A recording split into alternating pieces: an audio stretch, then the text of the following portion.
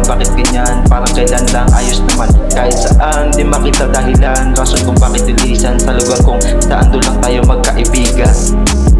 Di ko alam ano bang meron sa'yo, ano bang nagawa ko. Walang idea sa kung ano mang tumatakbo sa isipan mo. Medyo lito, parang sabog, utak ko kakaisip sa iyo. Di naman dapat ako ganito, pero bakit nangyayari ito? Daming sabi ng utak ko sa'kin, sobrang lalim. Kahit sisilin di mawari, pangyayari parang yari sa kahoy na marupok. Sobrang gabok, di na maayos sa daming pupok. Sakit ang ulo lang na idulot. Yeah. Yeah. Yeah. Yeah. Yeah. Para sa kaalaman mo, kawang kauna-unahan, sinulatan ko ng liham, alas 12 ng gabi. Di naman sa pinagyayabang, masasabi ko na iiba ka sa mga babae dyan sa tabi.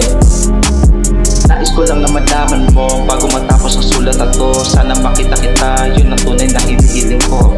At sana mabasa mo rin, liyam na to na sinulat para sa'yo, para at least lamang interesado ako.